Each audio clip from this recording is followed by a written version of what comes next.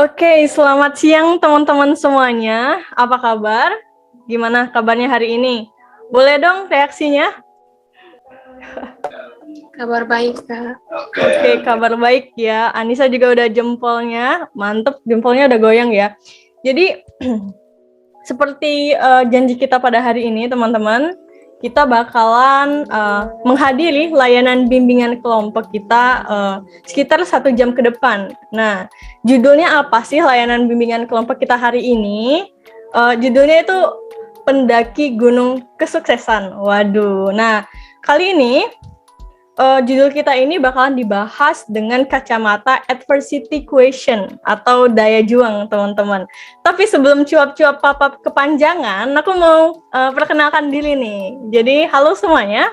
Aku Cindy Amalia. Aku merupakan salah satu mahasiswi dari Prodi Bimbingan Konseling Unikat Majaya.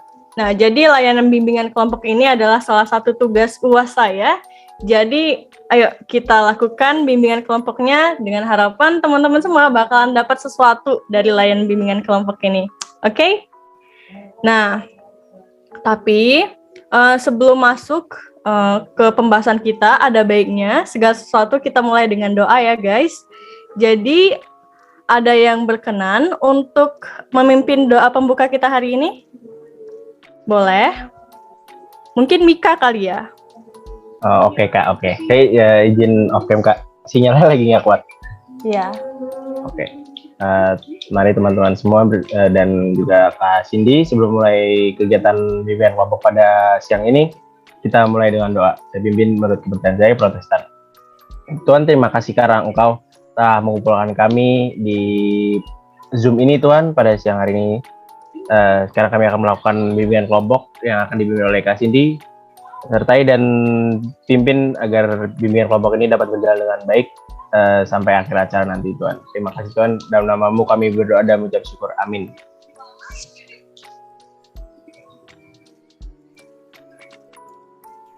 Kak, masih di mute. Amin. Terima kasih Mika atas doanya. Nah, teman-teman, sekarang hal yang harus kita lakukan pertama kali adalah kita presensi dulu nih. Presensi kehadiran teman-teman. Nah, di depan teman-teman di layar kacanya udah ada QR code-nya ya. Oke, QR code untuk presentasi hari ini. Jadi teman-teman bisa scan dan langsung presentasi aja. Ditunggu ya. Atau teman-teman bisa masuk ke link yang akan aku kirim di grup kita ya. Nah, udah ya teman-teman. Teman-teman sembari presensi, kita lanjut aja nih dengan ke slide berikutnya. Oke. Jadi teman-teman aku mau kasih tahu dulu nih apa nih tujuan kita untuk melakukan layanan bimbingan kelompok hari ini. Nah, tujuannya adalah memberikan pemahaman nih kepada teman-teman juga peneguhan terkait adversity question atau daya juang tadi, sehingga teman-teman diharapkan nanti bisa mampu nih meningkatkan daya juangnya di kehidupan sehari-hari dalam mencapai tujuan teman-teman sendiri. Terus tujuan khususnya teman-teman diharapkan mampu menjelaskan pengertian dari daya juang itu sendiri. Terus teman-teman juga mampu menganalisis tipe-tipe kepribadian teman-teman berdasarkan adversity question tadi. And then yang terakhir, teman-teman mampu memvisualisasikan tujuan serta motivasi untuk mencapai tujuan tersebut, entah itu berupa quotes atau apapun itu untuk peneguhan diri sendiri. Jadi seperti yang udah saya sampaikan sebelumnya, kita bakal ngambar-ngambar dikit nih di akhir layanan kita. Oke, kalau gitu next.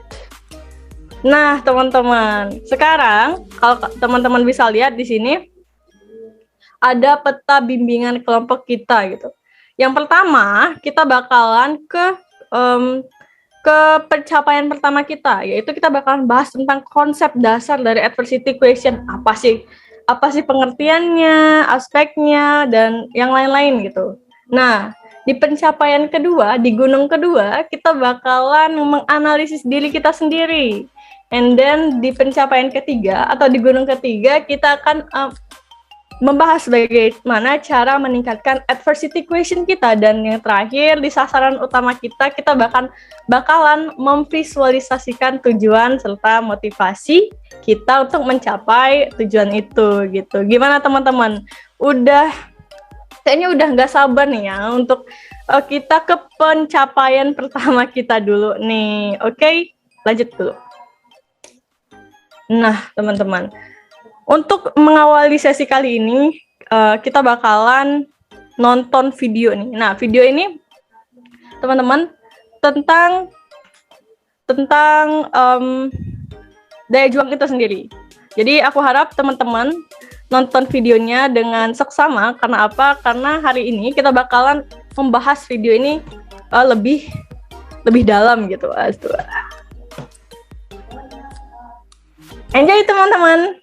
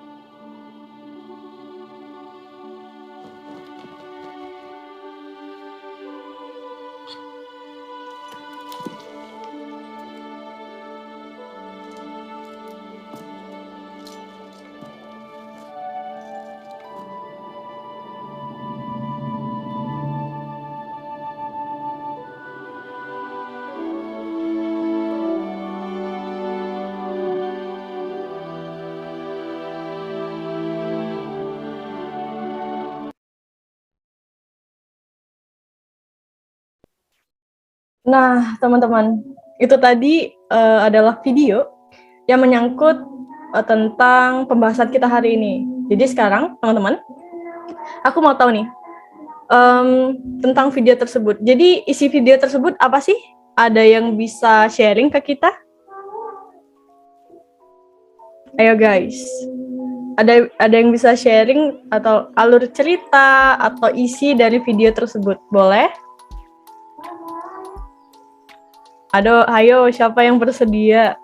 Kalau tidak ada yang sukarela, saya terpaksa suka paksa ya. Kalau gitu, boleh Anissa. Halo Anissa. Halo Kak. Nah iya, menurut kamu isi dari video tadi itu apa sih? Tadi yang aku lihat, tapi tadi sih masih sih videonya. Oh ya udah. Ini ada dua orang ya mau bawa patung ya ke puncak gunung gitu. Tapi ada aja kendalanya gitu, kayak yang satu karena dibilangnya cacat ya. Ya. Terus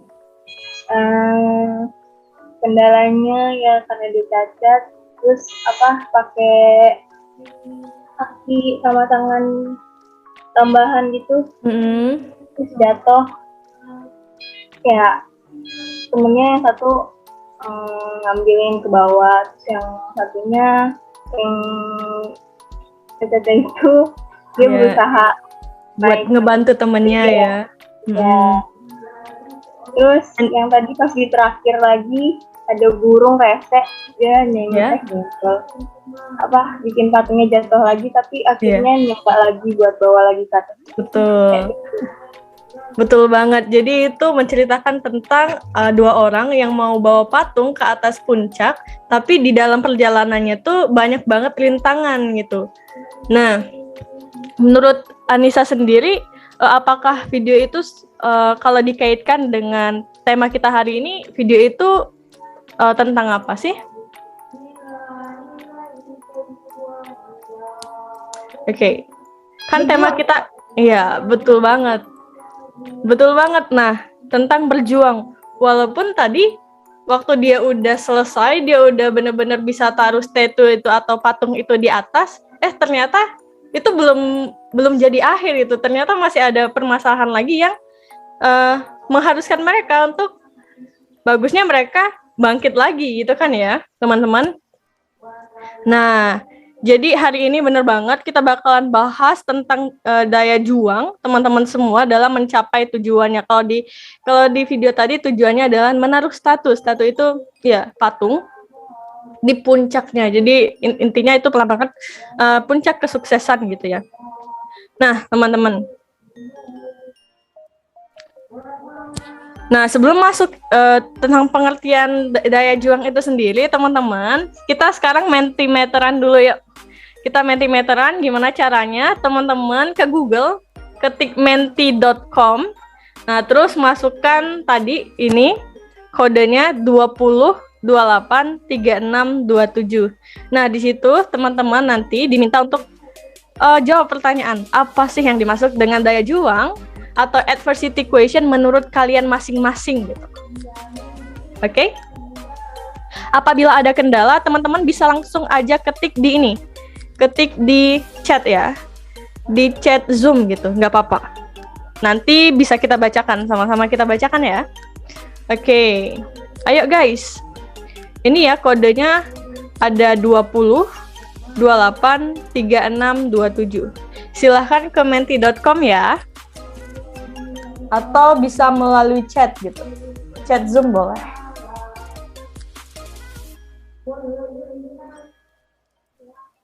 Apabila ada kendala boleh boleh dikomunikasikan ya teman-teman. Coba kita reload dulu ya. Oke, apa sih yang dimaksud dengan daya juang teman-teman?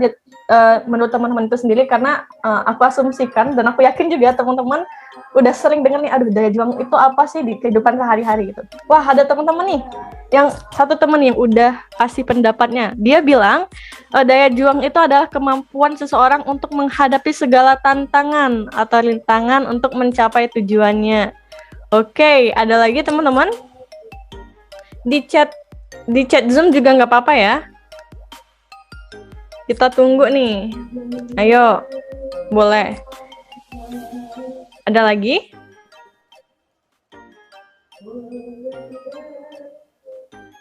Oke, karena mungkin ini ya ada kendala atau apa, teman-teman bisa langsung ini aja ya, di chat Zoom boleh. Atau ada yang mau di-unmute juga langsung gak apa-apa. Kita bakalan cari tahu apa nih yang dimaksud dengan daya juang atau adversity equation. Nah, tapi di sini ada yang ngejawab. Jadi ini jawabannya udah sangat mendekati ya dengan apa yang dimaksud dengan daya juang itu sendiri. Oke, ada lagi. Katanya daya juang itu kemampuan yang digunakan untuk mempertahankan suatu pencapaian, Kak. Oke, bener banget. Wah, ternyata teman-teman udah bisa ya, kayak udah tahu apa sih daya juang itu sendiri. Nah, kalau gitu kita masuk aja nih langsung ke PPT kita tentang apa sih daya juang itu. Tuh, daya juang itu teman-teman adalah suatu bentuk kecerdasan ya, berupa kegigihan dan keyakinan untuk mencapai, untuk menghadapi dan mengatasi kesulitan. Jadi intinya itu kegigihan dan keyakinan untuk menghadapi dan mengatasi kesulitan, untuk memenuhi harapan-harapan atas kinerja dan potensinya dalam rangka mencapai tujuan yang telah ditentukan. Tuh. Nah, teman-teman, sepenting apa sih adversity equation ini? Jadi teman-teman, ada psikolog namanya Angela Lee. Beliau pernah melakukan penelitian yang subjeknya itu pelajar, taruna, sama salesman gitu. Jadi di sini beliau mengobservasi ya beberapa waktu dari orang-orang yang menjadi subjeknya ini, dengan harapan beliau dapat memprediksi final winner, siapa pemenangnya dari tiap-tiap subjeknya gitu dalam mencapai tujuannya. Misal nih, si pelajar siapa yang mendapatkan peringkat pertama, si taruna siapa yang mendapatkan penghargaan, and then salesman siapa yang bakal mendapatkan target, melampaui targetnya gitu. Dan teman-teman, apa yang dia dapatkan hasilnya adalah IQ itu bukan bukan menjadi penentu, mereka menjadi final winner. Seseorang menjadi pemenang, seseorang menjadi the winner gitu. Tetapi Tetapi IQ lah yang menjadi yang menjadi faktor utama kenapa orang-orang ini menjadi final winner gitu. Gitu teman-teman, seberapa kuatnya, seberapa pentingnya adversity equation, kecerdasan emosional ini ada di dalam diri kita. Lanjut.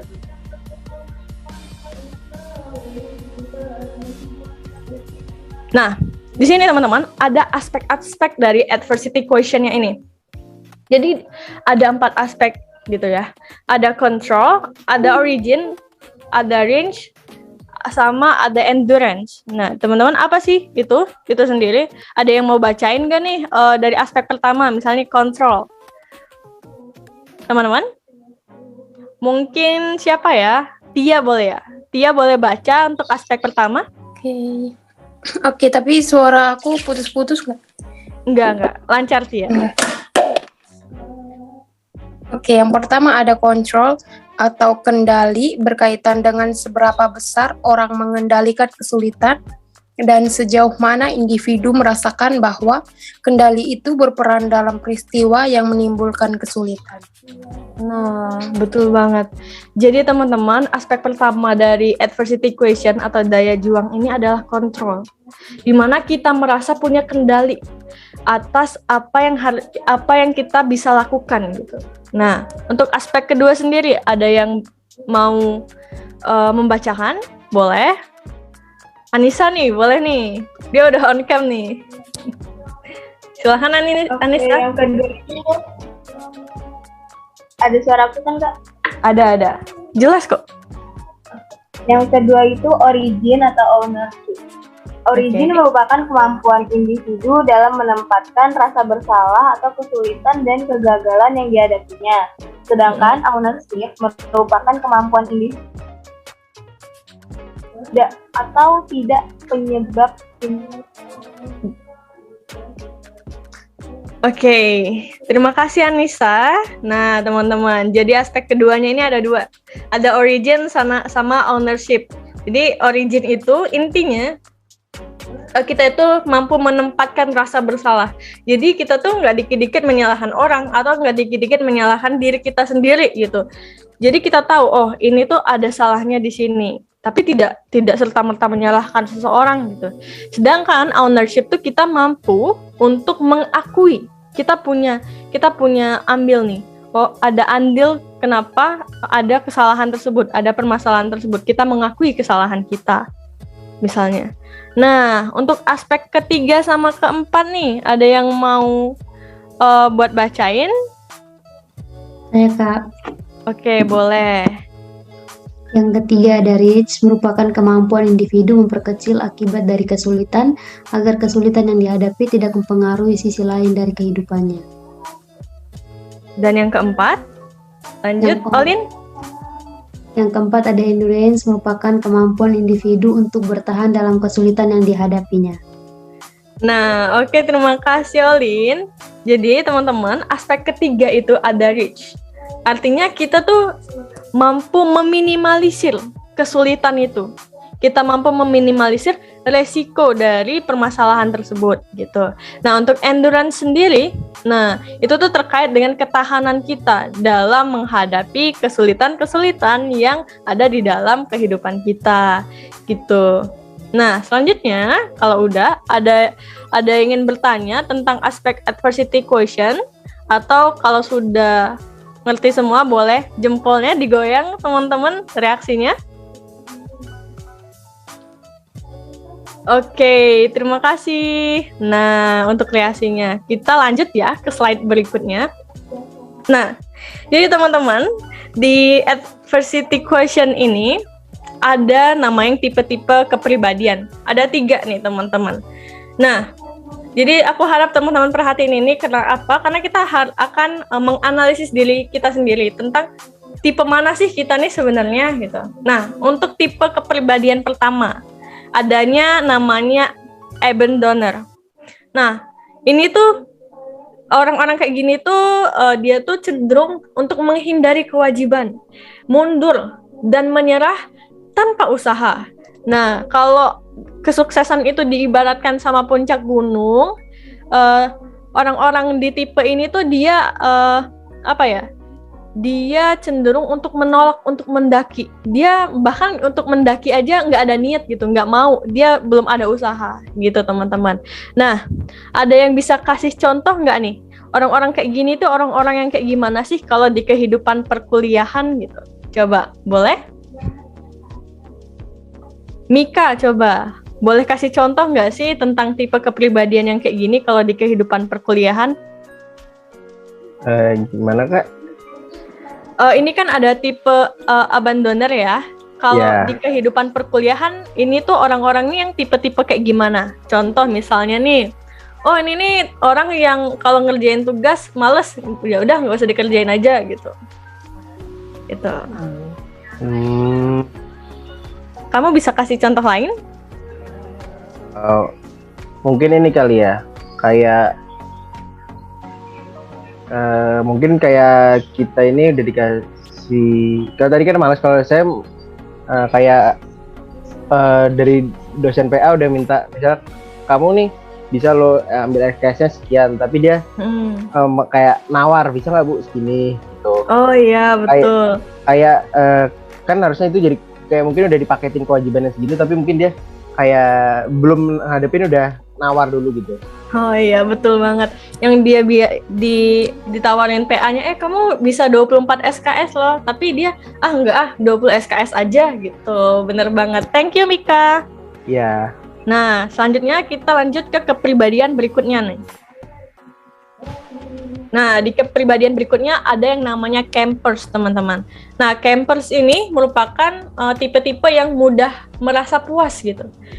Jadi, serta dia tuh cenderung tidak mau mengembangkan dirinya nih. Kalau diibaratkan dengan proses pendakian, mereka tuh kayak yang tekadnya tuh di awal aja, niatnya tuh di awal aja. Oke, aku manjat nih, aku bakalan climbing nih gitu.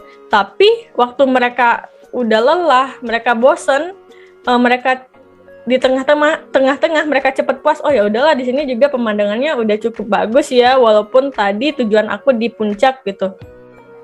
Jadi mereka tuh di tengah-tengah itu mereka cari tempat yang nyaman gitu. Jadi mereka tidak mau memperluas zona nyamannya gitu. Jadi beliau orang-orang di tipe ini saat mendapatkan kesuksesan yang sebenarnya bukan tujuan awalnya, mereka oke, udah aku sampai di sini, aku udah puas deh, nggak apa-apa deh sampai sini aja, not bad gitu. Nah, teman-teman, kalau dikaitkan dengan kehidupan perkuliahan teman-teman nih, orang-orang campers nih kayak gimana sih? Ada yang mau kasih contoh? Paul boleh? Aku Kak. Oh, Tia, oke, boleh Tia. Kalau untuk contoh ini tuh sama untuk orang-orang yang biasanya kayak dapat nilai C gitu, terus mereka bilang udah nggak apa-apa, yang itu kan juga udah lulus kan, Oh nggak iya apa-apa, nggak betul. usah dikembangin lagi, yang penting kita nggak ngulang gitu aja. Oh iya betul banget. Jadi teman-teman yang dapat mata kuliah terus dapat nilainya C, tapi beliau bilang kayak yang oh ya udahlah, yang penting lulus gitu. Mereka cepat puas akan nilai C itu ya, Tia ya. Thank you Tia. Nah teman-teman, selanjutnya ada tipe kepribadian terakhir nih dari ketiga tipe kepribadian itu sendiri, yaitu the climber gitu, si pendaki. Nah, tipe ini teman-teman, dia tuh punya kepribadian yang berani gitu untuk menghadapi resiko, ulet, gigih, tabah, optimis, serta tidak mudah putus asa dia. Jadi dia tuh menuntaskan pekerjaannya. Nah, tipe ini sebenarnya tipe-tipe yang menjalani kehidupannya dengan menikmati proses untuk mencapai puncak kesuksesan atau tujuannya gitu ya. Tujuan akhir. Sama kayak di video tadi yang kita tonton, mereka itu, kedua orang itu tetap melakukan pendakian walaupun banyak permasalahan, walaupun banyak rintangan yang menghadapi mereka. Bahkan saat mereka ada di puncak dan suatu masalah terjadi, mereka tetap mendaki gitu untuk menaruh itu patung ada di atas puncaknya itu, atau kalau kita bisa ibaratkan itu adalah kesuksesannya gitu. Nah teman-teman, kalau untuk di kehidupan perkuliahan nih, tipe-tipe kepribadian kayak gini nih orang-orang yang kayak gimana sih? Oke, siapa nih yang mau kasih contoh? Paul tadi ya kali ya, boleh? Boleh Kak. Oke. Kalau menurut aku mungkin orang-orang yang punya cita-cita lulusnya cepet gitu loh, kayak cum laude gitu kan. Soalnya mereka kayak udah netapin cita-cita, kayak misalnya lulus 3,5 tahun dengan IPK berapa gitu loh. Pasti mereka bakal lebih rajin dan tantangannya pasti lebih banyak juga. Tapi kalau yang berhasil berarti ini sih kayaknya masuk ke tipe ini. Oke, jadi tipe-tipe ini adalah tipe-tipe yang berhasil gitu untuk dapat kuliah 3,5 tahun sesuai dengan tujuan awal dia kuliah ya. Oke, thank you Paulus.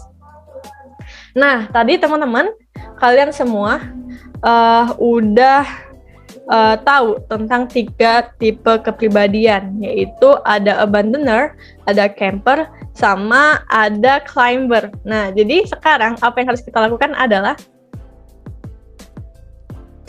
kita tadi udah mencapai di sini ya, di capaian pertama. Sekarang kita lanjut ke capaian kedua, yaitu analisis diri.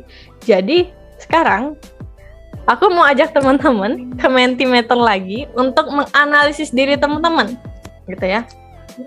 Menganalisis diri, apakah teman-teman itu adalah tipe abandoner atau tipe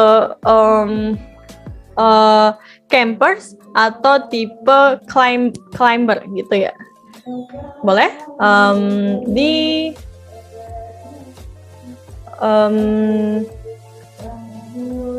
di Mentimeter. Kita masuk ke Mentimeternya ya. Jadi teman-teman, oke, sebentar.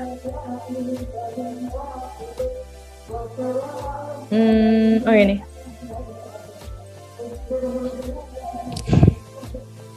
Tapi teman-teman, kalau semisal teman-teman ragu, teman-teman tuh apa? Teman-teman bisa kasih yang dominan banget nih sama teman-teman. Aku biasanya lebih sering camper. Aku biasanya lebih sering abandoner. Aku biasanya lebih sering climber gitu. Nah, udah ada teman-teman kita nih. Teman satu nih yang jawab dia itu dari tipe camper gitu. Oke, ditunggu yang lain ya.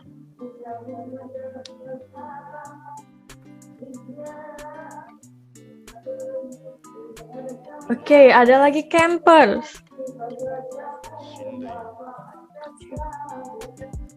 Udah ada 3 nih. Oke, kalau gitu selagi nunggu teman-teman yang lain nulis ya. Yang ketiga ini siapa aja sih? Ada yang bisa sharing kenapa kalian menganalisis diri kalian merupakan tipe kepribadian yang ini, yang campers ini? Ada yang berkenan, teman-teman?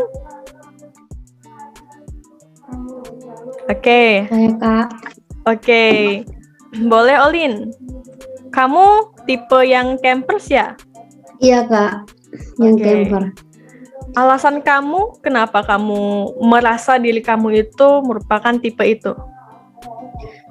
Kalau menurut saya itu, kalau misalnya di dalam dunia perkuliahan ini kan sebenarnya tujuan awal kita sebagai mahasiswa kan dapat nilai A, kan kita kepinginnya A, kan Kak, dominannya kayak gitu. Tapi termasuk dengan saya juga, tapi pas sudah saat kuliah sudah nih mulai kerja tugas yang banyak gitu, terus pas ujian dan dapat IPK-nya dapat nilainya misalnya B, itu saya sudah rasa kayak walaupun sebenarnya tujuan saya tuh di yang awalnya itu di A, tapi pas dapat nilai yang kayak B atau B plus atau B min itu sudah rasa kayak biar yang penting biar dapat B, intinya lulus kan. Kalau yang tidak lulus itu di D atau di yang E gitu. Jadi menurut saya tipe saya itu di camper Kak. Oke. Jadi si Olin sendiri merasa kalau tipenya itu di camper ya. Nah, kira-kira Olin, kenapa sih faktor atau penyebab kamu yang tadinya ada tujuan di A tiba-tiba oh ya udahlah di B aja nggak apa-apa gitu? Karena di awal itu saya menetapkan di A itu karena saya pikirnya saya bisa memenuhi semuanya gitu kan. Maksudnya tugas-tugasnya saya bisa kerja sesuai dengan yang diharapkan dosen, ternyata tidak. Jadi kemampuan saya itu belum mencapai yang diharapkan dosen sehingga nilai saya di B kayak gitu kan. Jadi saya rasa kayak oh ya sudah, biar intinya tidak dapat nilai yang di bawah B gitu, yang sampai tidak lulus gitu kan. Oke, jadi kamu merasa ada sesuatu di kemampuan kamu ya? Ya Kak. Iya. Nah, untuk menangani hal itu, kira-kira menurut Olin, apa sih yang harus dilakukan di perkuliahan selanjutnya ataupun di mata kuliah lainnya gitu? Karena Olin udah tahu nih, oh di sini nih kurangnya aku gitu. Kalau menurut saya itu yang harus saya lakukan untuk semester berikutnya itu lebih ke mengasah kemampuan saya sih Kak, menambah kemampuan saya untuk kayak sesuaikan dengan kemauan dosen, sesuaikan dengan yang diharapkan dosen yang sudah tertera di RPS gitu Kak. Oke. Sehingga nilai saya bisa sesuai dengan apa yang diharapkan dosen dan yang diberikan dosen juga sesuai yang saya inginkan. Oke, thank you Olin udah mau sharing sama kita tentang analisis diri kamu ya. Nah, selanjutnya nih ada yang jawab nih, masih campur-campur tapi lagi usaha buat climber. Nah, itu siapa nih yang jawab itu? Itu aku Kak. Itu sebenarnya camper tapi Salah nulis. Gak apa-apa. Jadi masih campur-campur ya, Tia. Maksud kamu campur-campur itu kayak gimana ya? Enggak, bukan campur, sebenarnya bukan mau nulis campur. Oke. Mau nulisnya camper gitu kan. Oke. Tapi ya auto text. Oke. Jadi masih camper tapi lagi usaha buat climber ya. Iya. Oke. Terus selama ini usaha kamu buat jadi climber itu apa kira-kira? Sebenarnya kenapa aku jadi camper gitu? Aku ngerasa karena aku tuh lagi mendaki di gunung yang salah gitu. Oke. Mendaki di gunung yang salah. Kenapa? Iya gitu. Ya karena itu kayak bukan passion aku aja di gunung itu gitu. Jadi aku stuck gitu Kak. Iya. Jadi lagi berusaha buat pindah gunung gitu. Jadi aku berusaha untuk itu. Untuk mau pindah gitu Kak. Nah, tapi untuk pindah ini apa ya, komitmenmu apa? Misal nih, oke, di gunung ini sulit nih. Di gunung kedepannya kamu mau jadi climber kan? Iya betul. Dan aku rasa ya aku bisa gitu. Oke. Dan kamu rasa kamu bisa. Dan apa yang buat kamu ngerasa kamu bisa? Gimana ya? Kayak ada faktor-faktor lain yang bisa lebih mempermudah aku gitu loh, aku rasanya gitu. Oke. Terus ada pendukung juga, kayak ada orang-orang lain gitu juga yang mendukung gitu. Oke, jadi sebenarnya karena di gunung lain kamu merasa kamu lebih nyaman dan faktor-faktor tertentu yang kamu bilang tadi, terus ada support juga dari orang lain, jadi kamunya nggak ngerasa sendirian waktu manjat gunungnya gitu-gitu ya? Iya betul Kak. Oke, thank you Tia udah mau sharing sama kita tentang tipe kepribadian kamu. Oke. Nah teman-teman, nah teman-teman sekarang ada satu lagi nih, boleh kali ya yang jawab camper. Siapa nih? Paulus jawab apa, Paulus? Tadi camper kalau nggak salah. Iya camper. Kenapa kamu ngerasa diri kamu itu? Di kejadian apa sih contohnya gitu? Karena kayak kalau misalnya di dunia kuliah, kayak misalnya tentang nilai sih biasanya. Kayak sebenarnya tahu bisa dapat lebih gitu loh, bisa misal dari B ke A, misal bisa dapat A, tapi kalau dapat B ya udah gitu loh. Sebenarnya bisa diusahain tapi kayak ya udah B aja nggak apa-apa gitu. Jadi kayak nggak mau lebih berjuang sih kayaknya, kata paling tepatnya. Nggak mau lebih berjuang gitu ya? Iya. Bagusnya kamu udah tahu tentang itu di diri kamu gitu ya. Jadi sebenarnya kamu tuh lebih nggak mau berjuang. Nah pertanyaannya, gimana sih cara meningkatkan daya juang kamu? Nah tapi itu bakal jadi bahasan kita selanjutnya nih Paul. Jadi ya kita bisa simak ya kali ya. Oke. Thank you teman-teman yang udah mau sharing tentang tipe-tipenya. Aku seneng banget teman-teman semua bisa menganalisis aware gitu tentang tipe-tipe. Oh aku nih ternyata campers ya, dan ternyata teman-teman di sini dominan tipe diri mereka itu campers. Nah teman-teman, tadi kita udah di pencapaian kedua kita, balik ke peta ya, ke peta kita, karena tadi kita udah masuk ke pencapaian kedua, sekarang kita bisa masuk nih ke gunung ketiga kita. Kita juga kan sedang mendaki gunung nih ceritanya. Ke gunung ketiga kita, yaitu meningkatkan adversity question kita. Nah, gimana sih? Nah, sesuai analisis kita sebelumnya, teman-teman, dominasi atau semuanya ya, kayaknya semuanya tadi di sini adalah tipe camper, which is masih tipe kedua, belum dari tipe adversity equation. Nah, pertanyaan selanjutnya, gimana sih cara meningkatkannya? Gimana sih cara kita menjadi pendaki atau climber dari gunung kesuksesan kita masing-masing? Nah, teman-teman, di sini ada yang namanya lead tools. Nah, lead tools itu apa sih? Lead itu singkatan dari listen, explore, analyze, sama do gitu. Nah, cara meningkatkan adversity pertama kita adalah listen, teman-teman. Listen gimana sih? Kita dengar, kita aware dulu terhadap terhadap permasalahan kita, terhadap kesulitan-kesulitan kita. Terus kita dengar nih, apakah ada pandangan lain, ada nasihat lain dari orang lain terhadap permasalahan kita. Kalau nggak ada orang lain, kita bisa menasehati atau mendengarkan diri kita sendiri. Dengan cara apa, teman-teman? Dengan cara self-talk. Jadi, kita bisa mendengarkan diri kita. Oke, aku sekarang punya masalah. Permasalahanku ini, ya. Permasalahanku ini. Dan apa sih yang harus aku lakukan selanjutnya? Yang harus kalian lakukan selanjutnya adalah explore, teman-teman. Explore masalah teman-teman gitu. Jadi explore kayak gini. Aku punya masalah. Masalah ini faktornya apa sih yang menyebabkan ini masalah terjadi? Kira-kira hambatan aku dalam menjalankan atau mencapai tujuanku itu apa sih? Teman-teman bikin list gitu.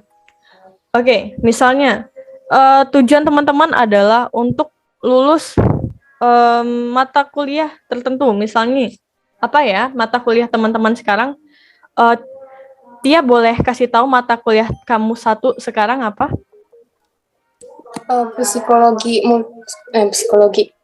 Konseling multikultural. Oke, misalnya. Oke, aku mau mendapatkan nilai A di konseling multikultural. Oke. Permasalahanku adalah sekarang aku mau UAS nih. Tapi besok UAS tapi aku belum tahu nih apa yang harus aku pelajari gitu. Nah, kita explore nih. Faktor apa aja sih? Gitu. Faktor apa aja sih yang bisa membuat kita mendapat nilai A gitu. Contoh, kita bisa ngerjain UAS gitu. UASnya gimana? Apa yang harus kita lakukan? Nah, apa yang harus kita lakukan itu adalah itu tadi, belajar nih. Kita baca nih materi-materi tentang konseling multikultural yang bakalan kemungkinan besok masuk di UASnya misalnya gitu. Atau kamu tanya teman kamu yang udah mengerti tentang materi yang belum kamu ngerti.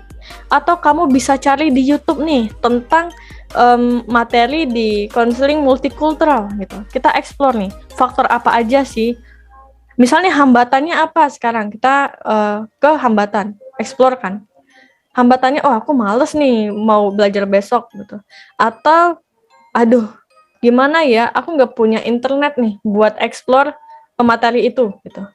Nah, hambatan-hambatan tersebut kalian list. Faktor-faktor apa aja yang bisa meningkatkan atau mendapatkan tujuan tersebut kalian list gitu. Pokoknya tujuan, halangan, rintangannya itu kalian list, explore dari si masalahnya itu sendiri. Terus analyze atau menganalisis. Lanjutan dari explore, kalian harus analisis nih. Kalau aku malas gimana? Gitu. Apa yang bakalan terjadi? Kalau aku malas gimana? Apa yang bakalan terjadi? Nah, apa yang bisa saya lakukan sekarang? Karena apa, teman-teman? Gini, psikolog namanya Virginia Satir pernah bilang, kalau masalah itu bukan peristiwa, bukanlah kejadiannya yang merupakan masalah. Masalah itu adalah bagaimana cara kita bersikap, bagaimana cara reaksi kita terhadap kejadian yang menimpa kita itu tersebut. Jadi kita di sini menganalisis, ya, menganalisis apa aja yang bisa kita lakukan untuk mencapai tujuan itu gitu. Nah, dan terakhir adalah do. Betul banget. Kita harus melakukan gitu ya. Kita langsung action gitu. Di sini do-nya itu action ya, teman-teman. Kenapa? Karena rencana-rencana, explore kita, analyze kita itu percuma gitu kalau kita tidak melakukan. Kalau kita tidak melakukan rencana yang sudah kita susun gitu ya. Nah, dalam melakukan perencanaannya ini kita butuh motivasi, teman-teman. Nah, motivasi itu ada dua, internal, eksternal gitu. Tapi ada perkataan bahwasannya kita melakukan sesuatu, kita tergerak untuk melakukan sesuatu itu karena ada dua. Satu, karena kognisi kita sudah terbuka, pikiran kita sudah terbuka, atau dua, hati kita sudah terluka, teman-teman. Nah, di sini aku mau ajak kalian untuk membuka pikiran kalian tentang kenapa kita harus melakukan itu. Kita harus do something itu. Gitu. Atau kadang tuh kita sudah terluka nih hati kita. Wah, aku kecewa sama diriku yang sebelumnya. Jadi aku harus do something di mata kuliah selanjutnya, gitu teman-teman. Nah, aku juga punya cerita nih, kayak cerita tentang nelayan gitu kan ya. Nelayannya itu, dia punya kapal besar, dia mencari ikan, tapi saat dia kembali ke dermaga, dia lihat kebanyakan ikannya udah nggak seger nih, ikannya udah mati gitu. Terus dia cari cara, gimana caranya ikan itu tetap hidup walaupun perjalanan dia pulang pergi laut dermaga panjang gitu. Dan tahu teman-teman apa yang dia lakukan? Yang dia lakukan adalah menaruh ikan hiu di dalam kolam yang berisi, atau bukan kolam ya, kayak bak yang berisi tangkapan-tangkapan dia gitu. Jadi di kapal besar itu dia taruhlah di penyimpanan ikan hiu yang masih hidup. Jadi ikan-ikan di sana tetap bergerak gitu, tetap bergerak untuk menghindari si ikan hiu tersebut. Jadi aku mau teman-teman untuk menciptakan si ikan hiu itu agar teman-teman bisa hidup, agar ikan-ikan yang ada di diri teman-teman atau motivasi-motivasi itu tetap hidup gitu. Entah itu tadi pakai pikiran teman-teman yang terbuka atau sayangnya pakai hati teman-teman yang sudah terluka gitu kan ya. Jadi ayo ciptakan ikan hiu pengejar, pemotivasi teman-teman. Nah, oke, sebelumnya ada yang ingin ditanyakan tentang lead tools tadi, teman-teman. Kalau enggak, boleh reaksi jempolnya. Ayo. Oke, thank you yang udah reaksi. Nah, kalau udah jelas tentang lead tool tadi, kita ke sasaran utama kita, teman-teman, ke puncak gunung utama kita, yaitu visualisasi tujuan dan motivasi. Nah, teman-teman, sekarang seperti yang sudah saya sampaikan sebelumnya, teman-teman bisa keluarkan kertas dan pena teman-teman. Karena apa? Karena kita mau gambar, kita mau memvisualisasikan tujuan. Kita memvisualisasikan tujuan atau cita-cita atau goals teman-teman. Misalnya nih, tujuan teman-teman itu apa sih? Tujuan teman-temannya adalah buat nanti cita-citanya jadi guru BK. Guru BK yang kayak gimana sih? Teman-teman bisa visualisasikan kegiatan guru BK teman-teman. Misalnya nih, gambar guru BK yang seperti apa, atau gambar-gambar tentang tugas ke-BK-an gitu-gitu ya, atau gambar teman-teman sedang berada di depan kelas gitu kan ya, dan gambar tentang motivasi teman-teman. Misalnya motivasinya teman-teman jadi guru BK adalah untuk melayani sebagai perpanjangan tangan Tuhan gitu. Teman-teman bisa gambarkan tentang hal-hal yang berkaitan dengan keagamaan teman-teman gitu. Atau motivasi-motivasi lain kayak realistis motivasinya uang, teman-teman bisa gambarkan uang itu sendiri gitu, and then dan yang terakhir teman-teman bisa tambahkan quotes gitu ya, quotes untuk memotivasi, menggebukan, mengapi-apikan motivasi teman itu sendiri. Sampai sini teman-teman paham apa yang harus teman-teman lakukan? Kalau paham, boleh jempolnya, reaksinya teman-teman. Mau tanya Kak, gambar tujuannya kita itu kan, Ya, boleh Maksudnya cita. apa yang Hmm. gitu. Oke, Gambar Kak. gambar cita-cita kalian dan apa yang memotivasi kalian. Misal nih, yang memotivasi kalian itu adalah keluarga. Kalian bisa gambar eh, eh, ayah, ibu, atau adik teman kalian semua gitu. Oke, semuanya. Jadi ada tiga: tujuan, motivasi, dan quotes. Quotes itu kalian bisa tulis ya. Oke, kalau gitu selamat menggambar teman-teman. Nah, gambar teman-teman nanti, teman-teman bisa masukkan ke Padlet. Nah, link Padlet ini sendiri akan aku kasih ke ini ya, ke grup bimbingan kelompok kita ya. Nah, waktunya 7 menit bisa ya, teman-teman. Oke? Jadi selamat menggambar teman-teman, ditunggu ya.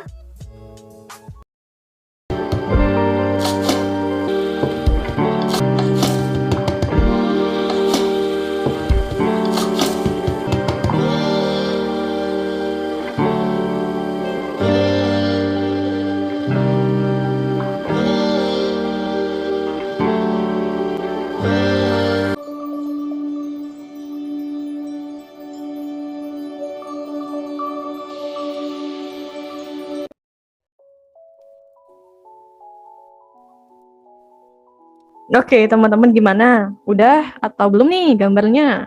Kalau ada Gambarnya kendala. udah. Belum, Kak. Oke, gambarnya udah. Cuma kenapa? Tapi nggak bisa ngupload. Oke, gambarnya udah tapi nggak bisa ngupload. Coba sini, gambarnya ditaruh di grup deh. Nanti kakak uploadin. Boleh? Oke. Aku bakalan tungguin sampai semuanya selesai menggambar dan mengupload ya. Tenang teman-teman, nggak ada yang namanya gambaran yang jelek di sini. Di sini kita mau lihat esensinya, apa yang menjadi tujuan cita-cita atau goals teman-teman, sama apa yang menjadi motivasinya. Terus kalau bisa ada quotes-nya gitu. Dipublish nih. Jadi teman-teman tinggal klik yang tanda tambah itu ya di sebelah kiri kanan bawah, nanti tinggal ditaruh ini ya, dipublish gitu. Nah, sekarang kita lihat dulu nih, ada gambarnya si Tia gitu. Boleh Tia, halo? Halo, Kak. Oke. Nah Tia, jadi kamu boleh ceritain nih, apa yang menjadi makna dari gambar kamu tadi terkait goals, tujuan, serta motivasi kamu. Itu lebih ke motivasi sih. Oke, itu lebih ke motivasi ya. Tapi kita bahas dulu nih, tujuannya apa sih, goalsnya apa, cita-cita kamu apa? Cita-cita ya. Kalau bentar. Oh ya teman-teman, ini boleh ya di bidang apa aja, maksudnya tidak terlepas dari perkuliahan teman-teman ya. Kalau tujuan aku sekarang gitu ya, mau ke sekolah. Sebenarnya aku bukan di BK lagi, bukan pengen di BK lagi. Oke. Aku mau lanjut ke kesehatan gitu. Iya. Jadi sekarang Tia mungkin ada minatnya sendiri ya untuk melanjutkan melanjutkan pendidikannya di kesehatan. Oke. Nah, itu udah jadi goalsnya. Jadi motivasi kamu apa sekarang? Kenapa?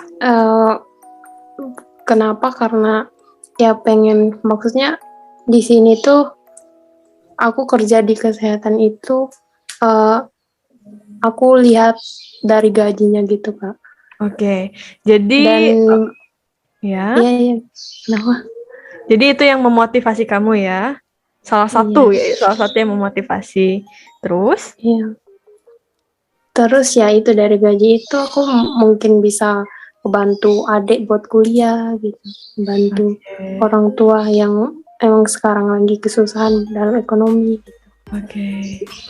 Jadi arti gambar ini tuh, kalau untuk saat ini, kalau misalnya dari kehidupan kita tuh uang ini tuh ada di atas kita gitu. Jadi itu tuh yang membebani kita gitu Kak. Oke. Iya. Jadi aku pengennya tuh kita hidup luas aja. Jadi uangnya tuh nggak jadi beban kita gitu. Oke. Wah.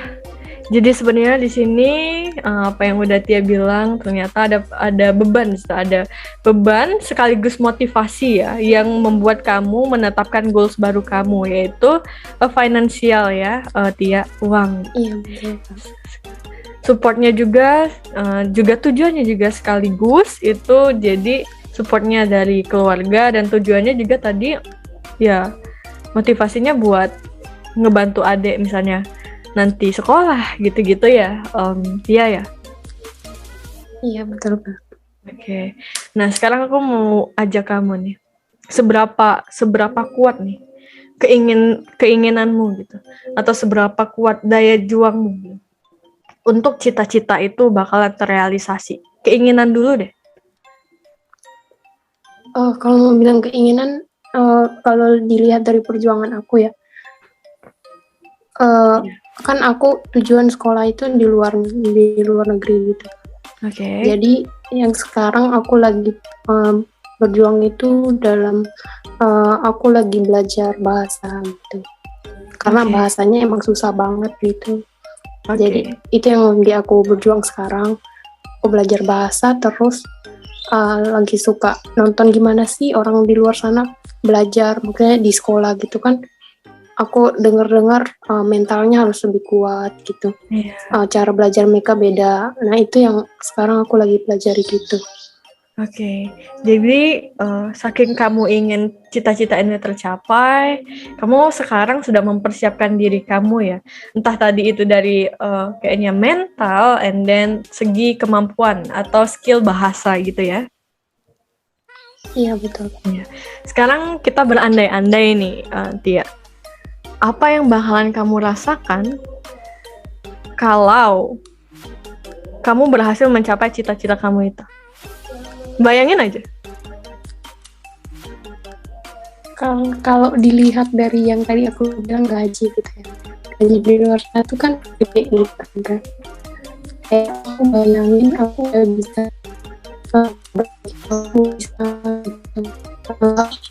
bisa mungkin aku bisa bawa adik aku juga keluar negeri.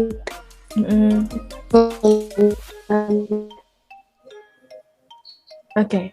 Jadi kamu tadi agak putus-putus, tapi aku dapatnya kamu bisa bawa adik kamu ke luar negeri, and then hal-hal berbau itu ya. Dan gimana perasaanmu kalau ngebayangin hal itu? Perasaan aja.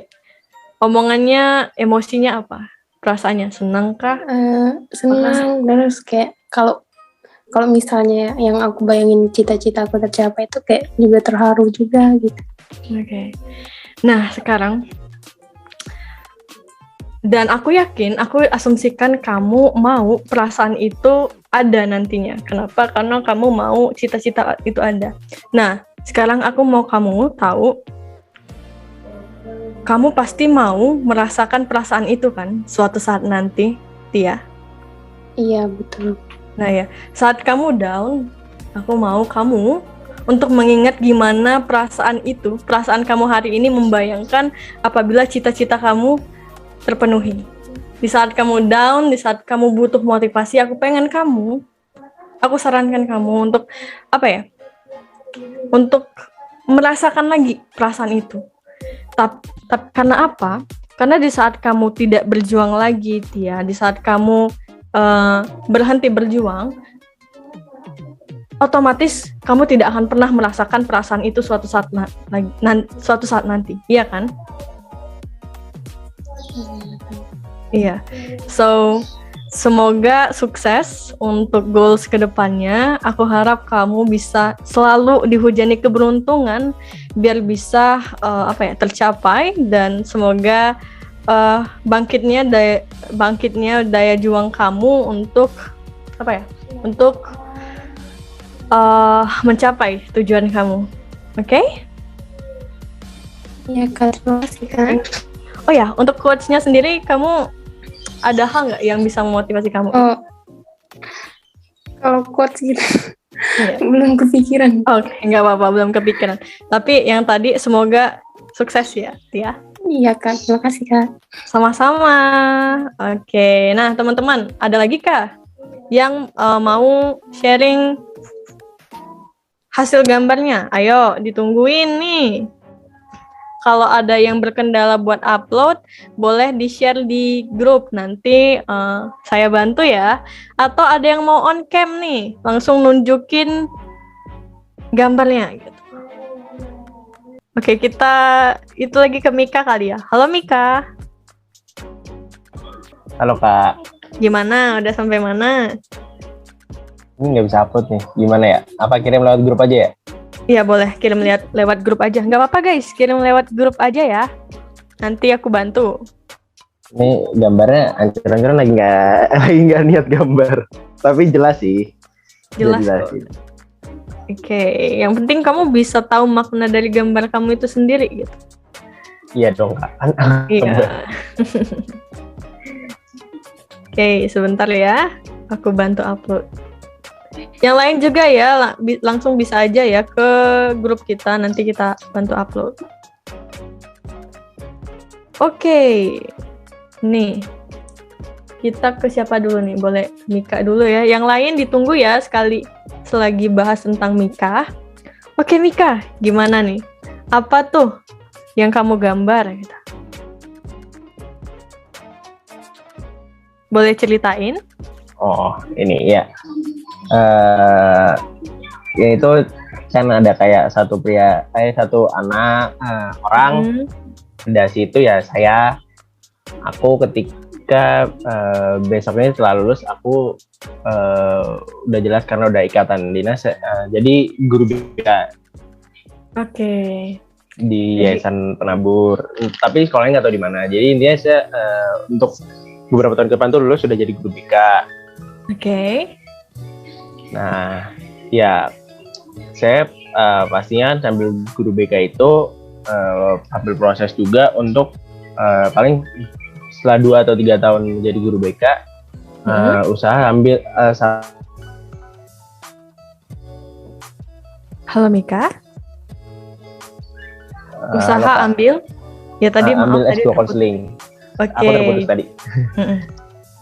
Nah, ya terus yang di bawah tuh kayak orang-orang itu tuh kayak lingkungan aku yang mendukung aku, kayak ada kakakku, mamaku, kakak ipar ya begitu.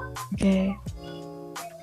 Jadi iya intinya aku bakal pastinya beberapa tahun ke depan ini proses jadi guru BK di sekolah. Ya setelah gitu sih Kak.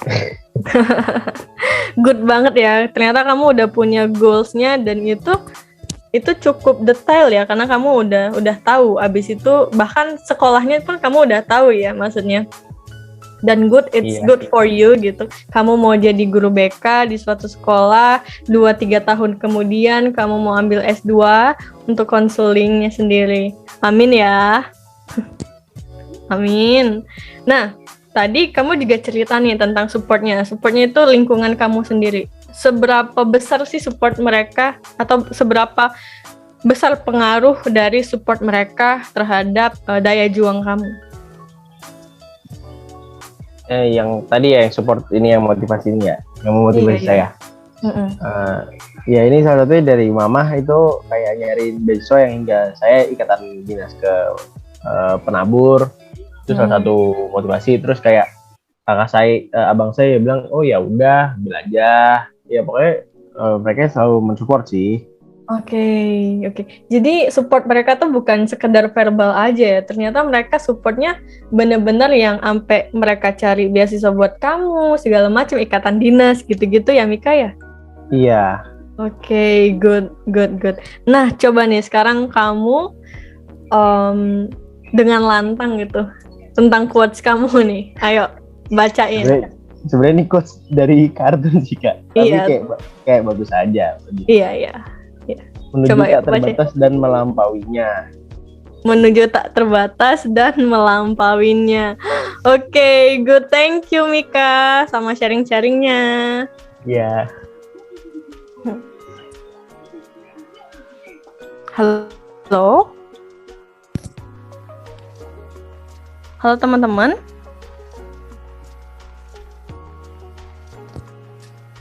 Apakah masih terdengar suara saya? Masih Masih kok, Kak. Oke, sorry tadi kayaknya ada kendala, tapi nggak apa-apa. Nah, thank you Mika tadi. Selanjutnya nih, boleh nih. Oke, siapa nih?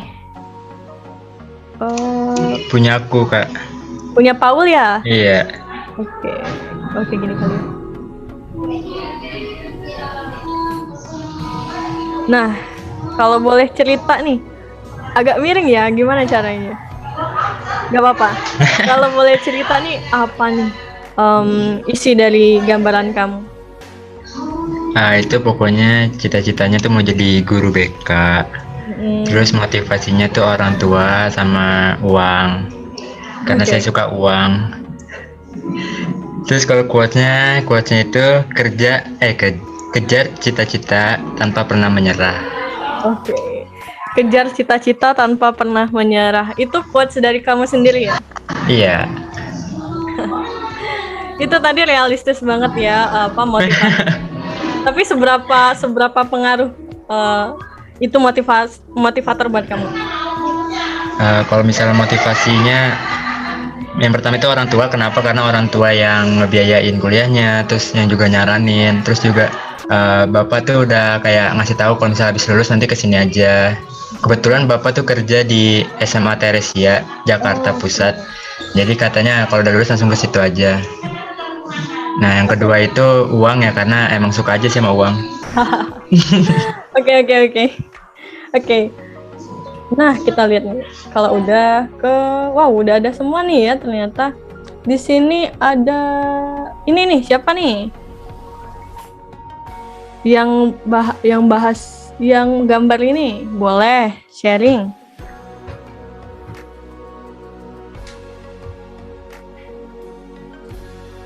Anissa ya? Itu gambar aku ya, Kak? Oh ya. Oh iya. Boleh diceritain tuh, gimana tuh?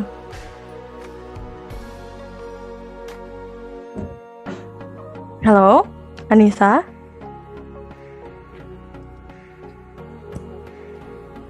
Suaranya? Halo? Nah, oke. Nah, baru tuh ada. Gimana tuh? Boleh diceritain tentang isinya? Oke, itu sebenarnya salah sih. Kenapa? Aku kerja ruang konsultasi. Sebenarnya mau konseling, ruang konseling. Jadi mau jadi guru BK. Ya, ingin membantu murid-murid di sekolah jadi guru BK yang sebenarnya. Terus motivasinya itu tuh di bawah. Apa tuh? Keluarga. Oke, motivasinya keluarga. Oke, kalau boleh nih, sekarang nih, seberapa pengennya kamu cita-cita itu tercapai? Kalau inginnya pasti pengen banget. Pengen banget ya, kalau dari skala 1 sampai 10, bila perlu 11 ya. Iya, benar. Iya. Oke. Udah itu aja. Udah. Nah, sekarang aku boleh minta Anissa buat lantang nih, ngomongin quotes-nya yang memotivasi kamu. Quotes-nya itu menjada wajada. Jadi tuh artinya siapa yang bersungguh-sungguh maka ia akan mendapatkannya. Siapa yang bersungguh-sungguh maka dia akan mendapatkannya. Oke, thank you Anissa, sukses ya buat cita-citanya. And then yang terakhir nih, siapa nih? Oke, Olin nih kayaknya ya. Iya, Kak. Oke, boleh diceritain nih gimana nih isi dari gambarnya kamu? Jadi tujuan saya tuh untuk melayani, kan passion saya, dan nanti besok-besok cita-cita saya jadi seorang guru bimbingan dan konseling. Jadi tujuan saya itu untuk melayani. Terus gambar yang berikut itu motivasi saya itu ada keluarga, ada uang, dan juga yang satunya itu supaya mereka yang saya layani itu bisa kayak yang punya masalah bisa senang, maksudnya bisa bahagia kembali, ceria kembali gitu Kak. Oke, jadi kamu ada kayak semacam tanggung jawab dan perasaan ingin yang kamu bantu si konselingnya itu bahagia karena sudah berkonsultasi dengan kamu ya. Iya Kak, benar. Oke. Nah, sekarang untuk quotes-nya sendiri, Olin ada? Belum kepikiran Kak. Oke, belum kepikiran. Tapi seberapa mau sih? Dan seberapa kalau kamu skala 1 sampai 10 saat ini daya juang kamu untuk mendapatkan atau mencapai cita-cita itu udah sampai di skala berapa untuk daya juangnya? Yang sekarang Kak? Iya. Kalau menurut saya yang sekarang masih 7 ke 8 atau masih 7 Kak, lebih tepatnya ke 7. Masih 7 ya, berarti kamu aware. Kamu masih bisa meningkatkan daya juang kamu sebenarnya untuk mencapai tujuan cita-cita kamu ini ya. Iya Kak, masih berproses. Oke, semoga prosesnya menyenangkan, juga dapat banyak menghasilkan hal-hal yang positif buat kamu ya, Olin. Amin, terima kasih Kak Cindy. Oke guys, tadi udah semua nih, kayaknya udah pada sharing tentang gambar-gambarnya, tentang cita-cita, motivasi, serta quotes-quotesnya nih. Ada yang manjadah wajadah, ada yang tidak menuju tak terbatas dan melampauinya. Waduh, udah banyak banget. Nah, tapi sayangnya teman-teman, itu tadi adalah puncak dari perjalanan kita gitu. Maka dari itu, selanjutnya, tadi kita udah padletan, kita masuk ke kesimpulan kita pada hari ini teman-teman. Nah, ada yang mau nyimpulin gak sih apa yang mereka dapat, apa yang kalian dapat hari ini gitu di layanan bimbingan hari ini? Ayo teman-teman, ada yang mau ngomong? Paul mungkin ya, Paul? Apa aja sih yang kamu dapat hari ini? Iya. Kalau apa aja yang aku dapat tentang kayak daya juang gitu loh Kak, bahwa kalau misalnya semua cita-cita atau tujuan kita itu perlu diperjuangkan dan juga perlu adanya daya juang untuk mempertahankan kayak motivasi kita untuk mencapai tujuan kita gitu. Itu sih Kak. Oke, bener banget. Oke, thank you Paul. Ada lagi yang mau kasih kesimpulannya apa yang kalian dapat? Siapa nih? Mika, boleh Mika? Oke deh Kak. Menurut yang aku dapat sih kayak ya memang kita kayak mencapai sesuatu itu pasti ada motivasi lah ya. Tetap, nah kita harus sadar juga kita harus memiliki daya juang yang tinggi karena udah banyak orang kayak memotivasi kita kayak tadi aku lingkungan, ada mungkin yang orang tuanya sama sih lingkungan keluarga, lingkungan masyarakat. Ya kita tuh karena udah dimotivasi harusnya kayak daya juangnya lebih besar lagi sih gitu Kak. Oke, dan iya itu tadi kita juga harus jadi climber gitu ya. Kita harus jadi pendaki dari gunung kesuksesan kita masing-masing. Ya enggak Mika? Iya Kak. Oke, thank you ya kesimpulannya. Oke teman-teman, jadi itu tadi untuk akhirnya ada cerita tentang Thomas Alva Edison. Beliau merupakan penemu bola lampu. Beliau dalam menemukan bola lampunya itu, beliau telah gagal beribu-ribu kali percobaan dalam menemukan si bola lampunya ini. Dan telah bekerja selama 20 tahun. Bayangkan teman-teman, beribu-ribu kali eksperimen dan bekerja selama 20 tahun. Saat ditanya tentang kegagalan dia malah mengelak. Kenapa? Dia bukan fokus pada kegagalannya. Saat dia berhasil, dia juga dia juga bilang kayak gini. Aku saat menemukan bola lampu itu bukan hanya berhasil, tapi saya mendapatkan hasil, yaitu proses. Proses itulah yang mengajarkan saya, yang menuntun saya keberhasilan menemukan bola lampu. Jadi teman-teman, nikmati proses, tingkatkan daya juang, dan cari ikan hiu pengajar teman-teman. Thank you teman-teman. setelah pertemuan ini aku bakalan kasih teman-teman evaluasi layanan kita hari ini. Saya harap teman-teman bisa buat isi ya link evaluasi tersebut. Sepertinya sekian dari layanan bimbingan kelompok kita hari ini. Terima kasih teman-teman. Semoga sukses selalu. Semoga teman-teman dihujani keberuntungan. Terima kasih. Bye-bye. Makasih Kak Cindy. Terima kasih Kak. Makasih Kak.